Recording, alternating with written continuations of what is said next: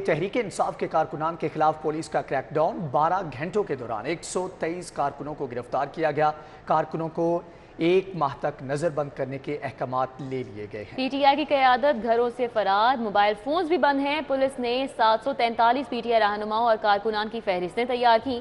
PTI के 1000 कारकुनान की फहरिस्तें जिले इंतजामिया को फराहम की गई। बी और सी कैटेगरी के कारकुनान की गिरफ्तारी अमल में लाई गई। ए कैटेगरी के कारकुनान के नाम भी फहरिस्तों में शामिल हैं।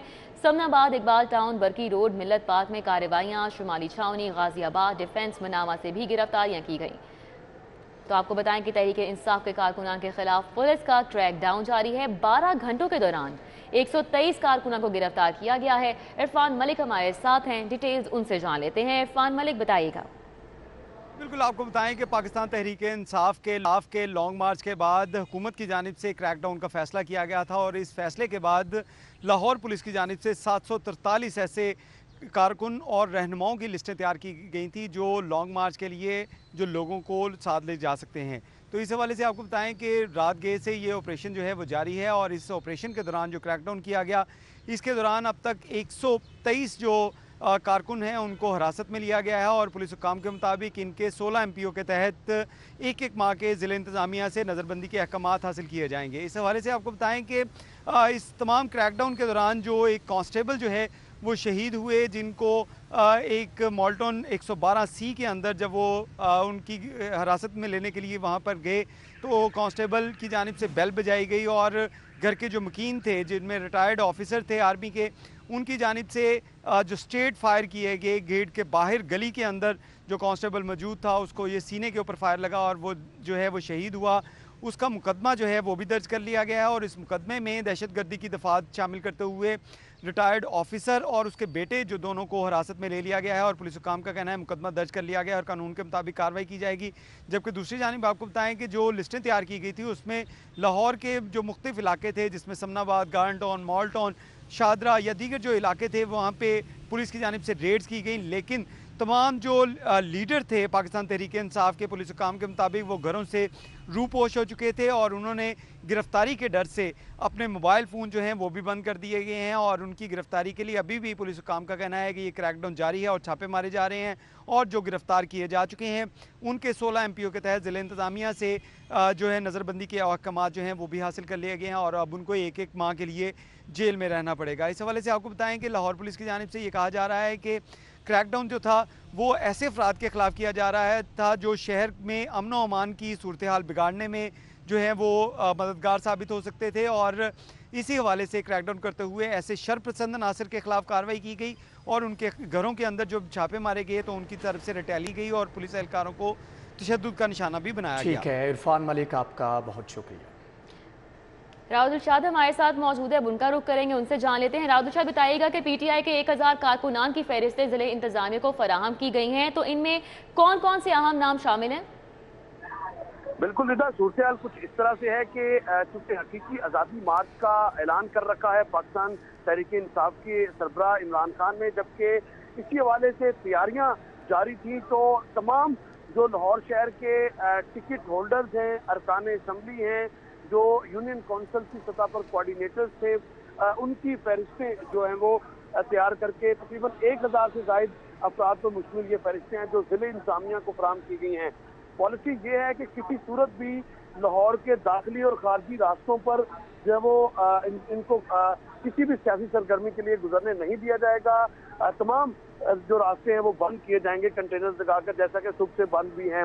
आपको ये बताएं कि इसी हवाले से जिले इंतजामिया की जानिब से ये दावा किया गया कि तकरीबन गुज़श्ता रात जो कारकुनान हिरासत में लिए गए लाहौर शहर से, इनकी तादाद तकरीबन 100 से ज़ायद है और 1000 का जो टारगेट है इनमें वो लोग शामिल हैं जो जलसा जो सियासी सरगर्मी ऑर्गेनाइज करते हैं या लीड करते हैं मुकामी सतह पर, वार्ड यूनियन काउंसिल की सतह पर जो वो लीड करते हैं वो लोग शामिल हैं। जबकि इसके साथ साथ पाकिस्तान तहरीक इंसाफ की उसके अहदेदारान को इसमें शामिल किया गया है ताकि जो टेंटेज और इस तरह की दीगर सहूलियात फराहम करने वाली फर्म्स हैं उनको भी इस फहरिस्त में रखा गया है और जो गिरफ्तार होगा उसको 16 MPO के तहत जो है वो हिरासत में लिया जाएगा और फौरी तौर पर इस हवाले से जिले इंतजामिया की जराये की जानिब से ये दावा किया जा रहा है कि जो ही कोई गिरफ्तारी अमल में लाई जाएगी तो फौरी तौर पर 16 MPO के पर भी जो है वो दस्तखत डिप्टी कमिश्नर लाहौर कर देंगे। जी, पीटीआई कारकुनान की पकड़ धकड़ का सिलसिला जारी है। राव दिलशाद, आपका बहुत शुक्रिया। दूसरी जानिब रावी पुल से कंटेनर हटाकर रास्ता क्लियर कर दिया गया है। शहर के दाखिली और रास्तों से भी कंटेनर हटा दिए गए हैं। अमन अमान के बायस कंटेनर लगाकर रास्ते बंद किए गए थे। मजीद तफसीलात जान लेते हैं हसन खालिद से। जी हसन, आगाह कीजिएगा, कौन कौन से रास्तों को खोल दिया गया है?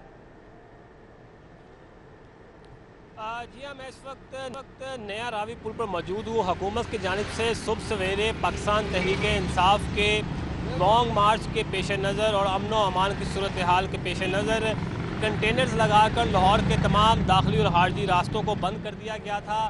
शादरा, नया रावी पुल, पुराना रावी पुल, सगिया पुल पर कंटेनर्स लगाकर रास्ते बंद कर दिए गए थे, जिसकी वजह से ट्रैफिक का निज़ाम जो है वो दरहम बरहम हो गया था। तकरीबन 3 से 3.5 घंटे तक ये जो रास्ते हैं वो बंद रहे, लेकिन उसके बाद पुलिस की जानिब से अब तमाम तर कंटेनर्स को हटाकर रास्ते खोल दिए गए हैं। नया रावी पुल, पुराना रावी पुल, शादरा और दीगर दाखिली और खारजी रास्तों पर इस वक्त ट्रैफिक जो है वो मामूल के मुताबिक रवा दवा है। जिस वक्त ये रास्ते बंद किए गए थे उस वक्त शहरियों को सख्त परेशानी का सामना करना पड़ा था, क्योंकि सुबह का वक्त था, लोगों की एक बड़ी तादाद ने दफातरों में जाना था, बच्चों ने पेपर्स के लिए स्कूलों पर जाना था, लेकिन रास्ते बंद होने की वजह से उनको सख्त परेशानी का सामना करना पड़ा। लेकिन अब सूरत हाल ये है कि पुलिस और ट्रैफिक पुलिस की जानिब से तमाम रास्ते जो हैं वो क्लियर कर दिए गए हैं। ट्रैफिक मामूल के मुताबिक जो है वो रवा दवा है। जबकि अगर बात करूँ मेट्रो बस की, तो मेट्रो बस सर्विस भी बंद कर दी गई थी शादरा तक, लेकिन जिसको अभी तक बहाल नहीं किया जा सका। मेट्रो बस सर्विस जो है वो महदूद चल रही है गजुमता से MAO कॉलेज तक, उसको अभी तक शादरा तक जा सका, जबकि दीगर रास्तों से कंटेनर्स हटाकर वहाँ पर ट्रैफिक जो है वो मामूल के मुताबिक रवा दवा है। ठीक है, बहुत शुक्रिया हसन खालिद, हमारे साथ मौजूद थे, तफसीलन अपडेट कर रहे थे। हसन खालिद, जैसा कि हमें बता रहे हैं कि रावी पुल से कंटेनर हटाकर रास्ता जो है वो क्लियर कर दिया गया है और शहर के दाखिली रास्तों से भी कंटेनर्स हटा दिए गए हैं। अमन व अमान के बायस कंटेनर लगाकर रास्ता बंद किया गया था और सिक्योरिटी खदशात के पेश नज़र ये इकदाम किए जा रहे हैं। मुख्तलिफ शाहराहें कंटेनर लगाकर बंद की गई और अब रावी पुल से कंटेनर हटाकर रास्ता क्लियर किया गया है। मेट्रो बस सर्विस की बात की जाए तो ये ताहाल महदूद है। मेट्रो बस सर्विस को गजुमता से MAO कॉलेज तक महदूद कर दिया गया है। आपको बताएं कि मेट्रो बस को गजुमता से MAO कॉलेज तक महदूद किया गया है। इस हवाले से बताएं कि मुख्तलिफ रास्तों को कंटेनर लगाकर बंद किया गया था, जबकि अब मुख्तलिफ रास्तों को खोल भी दिया गया है। मोटरवे और GT रोड आज बंद कर दी जाएगी। ज़राए का कहना है कि इस हवाले से इंतजामात मुकम्मल कर लिए गए हैं। मोटरवे और GT रोड को आज मुकम्मल तौर पर ट्रैफिक के लिए बंद कर दिया जाएगा, जबकि इससे पहले मेट्रो बस सर्विस को गजुमता से MAO कॉलेज तक महदूद किया गया था, जबकि मुख्तलिफ रास्तों को बंद किया गया था, जिनमें से कुछ को खोल दिया गया है। लेकिन ज़राए के मुताबिक मोटरवे और GT रोड को आज ट्रैफिक के लिए बंद कर दिया जाएगा। सिक्योरिटी खदशात मेट्रो बस सर्विस को ताहाल महदूद किया गया है, जबकि मोटरवे और GT रोड आज बंद कर दी जाएगी। ज़राए का कहना है कि मोटरवे और GT रोड को ट्रैफिक के लिए आज बंद कर दिया जाएगा। बिल्कुल, PTI का इस्लामाबाद की जानिब लॉन्ग मार्च है और इसी हवाले से जहां पर पकड़ धकड़ का सिलसिला जारी है, सिक्योरिटी के सख्त इंतजाम किए जा रहे हैं ओवरऑल, और मुख्तलिफ शाहराहें हैं जो कि बंद की जा रही हैं, जबकि रावी पुल से कंटेनर हटाकर रास्ता क्लियर किया गया। लेकिन दूसरी जानिब ये बताया जा रहा है ज़राए की जानिब से कि आज मोटरवे और GT रोड को बंद कर दिया जाएगा। तो आपको बताएं कि सिक्योरिटी खदशात के पेश नज़र ये इकदाम किए जा रहे हैं। मेट्रो बस सर्विस को गजुमता से MAO कॉलेज तक महदूद किया गया है, लेकिन वो चल रही है, जबकि रावी पुल को खोल दिया गया है। जबकि दूसरी जानिब बात की जाए मोटरवे की और GT रोड की, तो यही बताया जा रहा है ज़राए की जानिब से कि आज मोटरवे और GT रोड बंद कर दी जाएगी। तो आपको अपडेट कर रहे हैं कि PTI का लॉन्ग मार्च है और इसी हवाले से सिक्योरिटी खदशात के पेश नज़र ये इकदाम किए जा रहे हैं। दूसरी जानिब आपको बताएं कि बॉर्डर टाउन में शहीद कांस्टेबल खाकी मुद्दा खार ने मुंतकिल कर दिया गया है। पोस्टमार्टम के बाद शहीद की नमाज जनाजा पुलिस लाइन्स में अदा की जाएगी। आबिद चौधरी हमारे साथ हैं, तफसीलात उनसे जानेंगे। आबिद चौधरी, बताइएगा।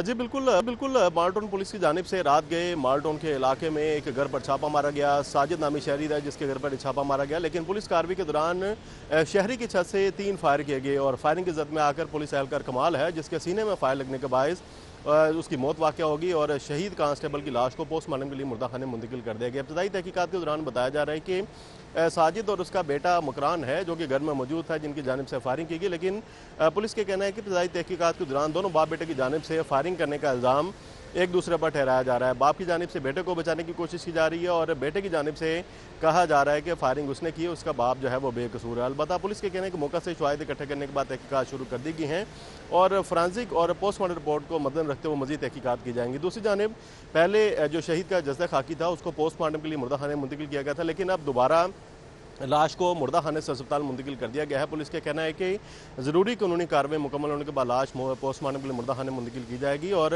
यहाँ पर पोस्टमार्टम मुकम्मल होने के बाद इसका जज्द खाकी पुलिस लाइन के लोगों सिंह में पहुँचाया जाएगा और बाकायदा एजाज़ के साथ नमाज जनाजा के बाद लाश जो है वो घर भिजवाई जाएगी, जहाँ उसके ग्रीन टाउन के इलाके में वर्षा जो है वो इस वक्त इंतज़ार कर रहे हैं, लेकिन पुलिस की जानिब से ये ज़रूरी कार्रवाई जो है अभी तक मुकम्मल नहीं की गई, जिसके बायस अभी तक पोस्टमार्टम ताख़ीर का शिकार है। पुलिस के कहने के वारदात का मुकदमा भी दर्ज कर लिया गया है। वारदात का जो मुकदमा है, मुकदमे के मतन के मुताबिक कहा गया है कि पुलिस की जानिब से माल्टोन के इलाके में सर्च ऑपरेशन किया गया और सर्च ऑपरेशन के दौरान शहरी साजिद के घर की छत से यह फायरिंग हुई है। पुलिस के कहने के दोनों मुल्ज़मान गिरफ्तार हैं, असलहा उनसे बरामद कर लिया गया है, जिनसे मज़ीद तहकीकात की जा रही है। जी, मज़ीद तहकीकात का सिलसिला जारी है। PTI लॉन्ग मार्च पर मुमकिन तशद्दुद गिरफ्तारियों के खिलाफ दरख्वास्त दायर की गई। हाईकोर्ट ने IG और चीफ सेक्रेटरी से कल रिपोर्ट तलब कर ली है। हाईकोर्ट ने केस को आज दोबारा मुकर्रर करने की इस्तदा भी मुस्तरद कर दी। जस्टिस चौधरी अब्दुल अजीज़ ने यूसुफ रशीद की दरख्वास्त पर समाअत की। रात से लॉन्ग मार्च रोकने के लिए कार्रवाइयों का सिलसिला जारी है। मौक़िफ़ इख्तियार किया गया। दरख्वास्त गुजार की जानिब से जस्टिस चौधरी अब्दुल अजीज़ ने इस्तफसार किया कि आप चाहते क्या हैं। इस हवाले से क्या मुकालमा हुआ, जान लेते हैं मलिक अशरफ से। जी मलिक अशरफ, आगाह कीजिएगा।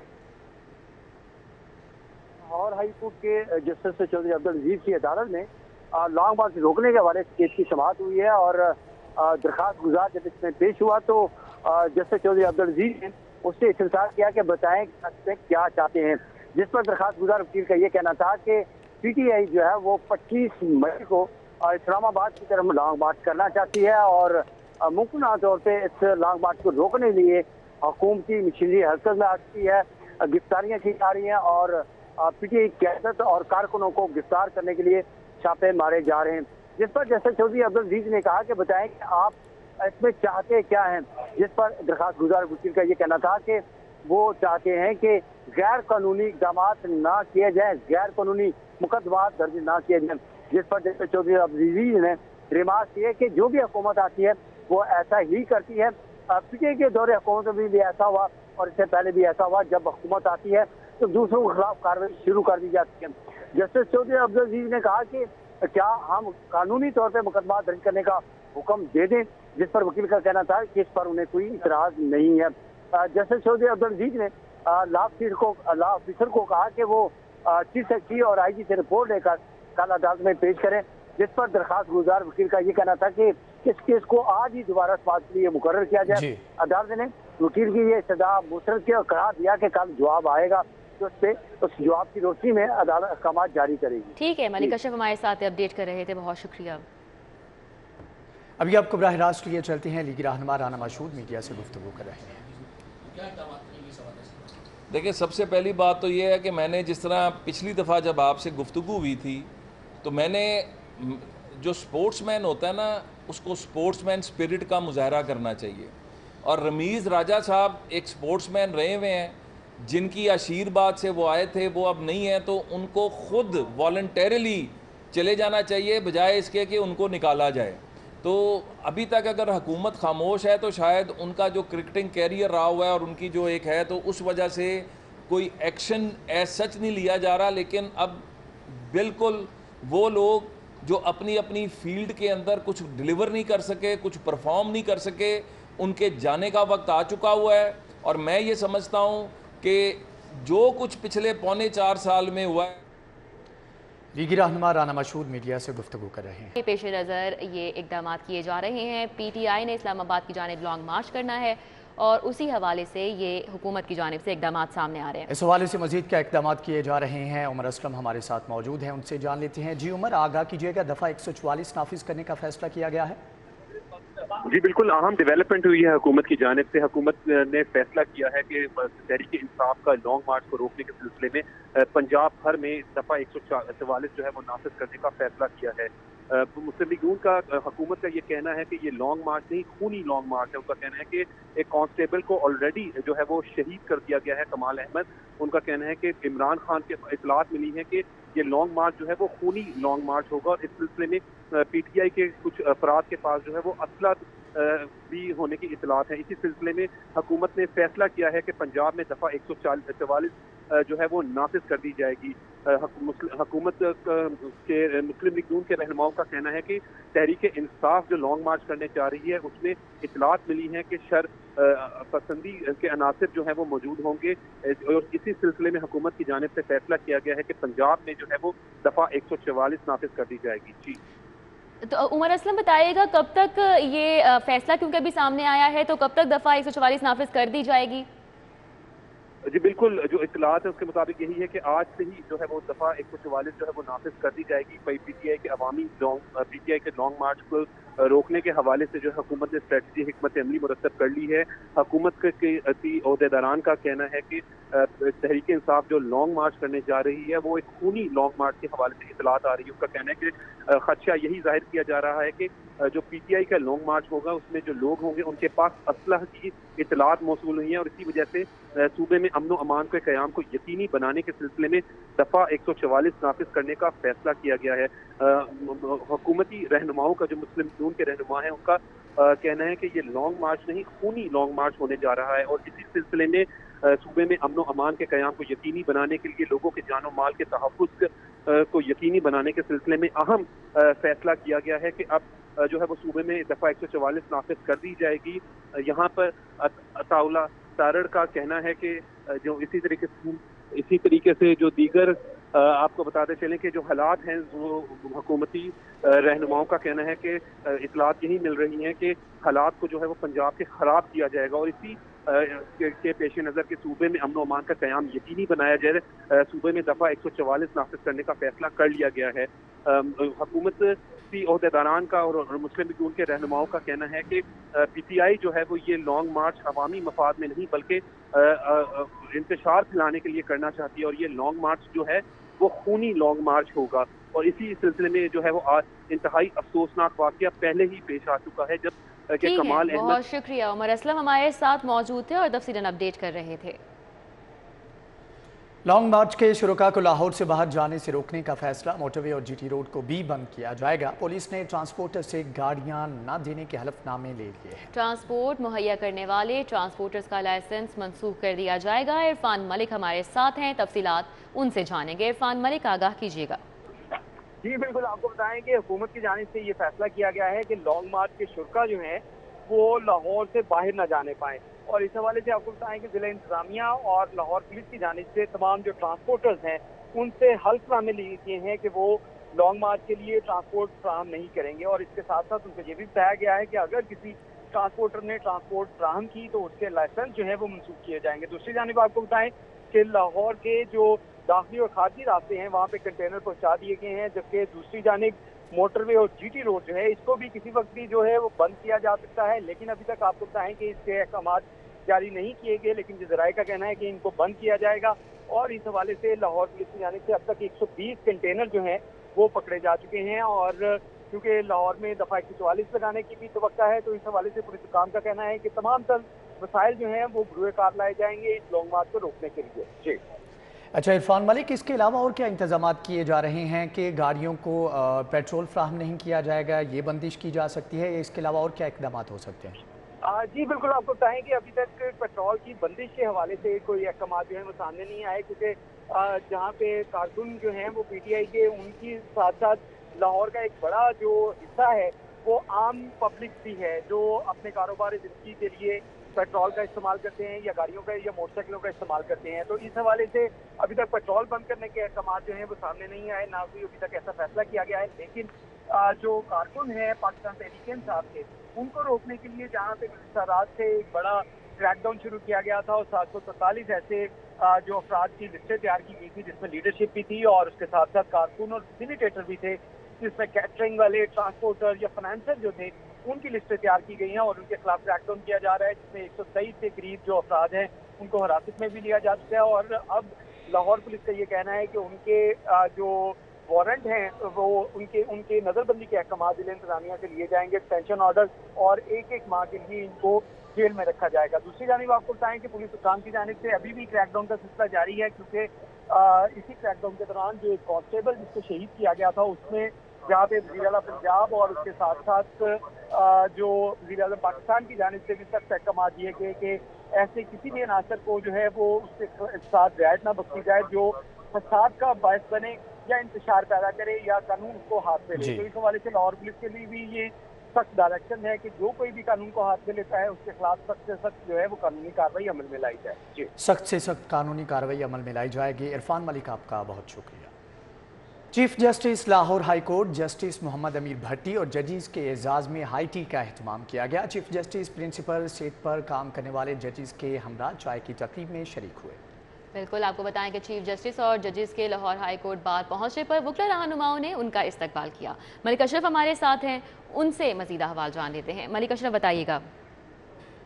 Chief justice Lahore high court justice Mohammad Amir Bhatti और लाहौर हाई कोर्ट के सीनियर 3 जज जस्टिस मलिक शहजाद अहमद समेत दीगर जजेस के एजाज में हाई टी का एहतमाम किया गया है और लाहौर हाई कोर्ट बार की जानिब से किया गया। Chief justice Lahore high court दीगर जजेस के हमरा हाई कोर्ट बार पहुंचे तो उनका इस्तकबाल किया गया। जिन जजेस ने इस चाय की तकरीब में शिरकत की उनमें justice Malik Shahzad Ahmed Khan, justice Shahid Waheed, justice Jahad Ali Khan, justice Ali Najafi, justice Shahid Bilal Hassan, justice Aalia Neelum ने इसमें शिरकत की। इसके अलावा justice Sadaqat Ali Khan, justice Abid Sheikh, justice Shahid Bilal Hasan के अलावा जस्टिस तारिक सलीम शेख और जस्टिस शहराम सरवर चौधरी, जस्टिस राहत अली खान भी इस चाय की तकरीब में मौजूद थे। और इसके अलावा जस्टिस सरदार मोहम्मद सरफराज डोगर भी यहाँ पे मौजूद थे।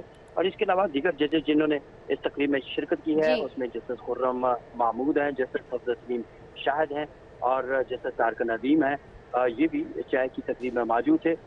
जस्टिस मोहम्मद साजिद महमूद सेठी। बहुत शुक्रिया मलिक अशरफ। अभी आपको बराह रास्त लिए चलते हैं, पाकिस्तान पीपल्स पार्टी के रहनुमा हसन मुर्तज़ा मीडिया से गुफ्तगू कर रहे हैं। जिन ओहदों पर, जिन आईनी ओहदों पर गैर आईनी लोग बैठे हैं उनसे यही तवक्को की जा रही है कि वो इस मुल्क में अफरा तफरी चाहते हैं।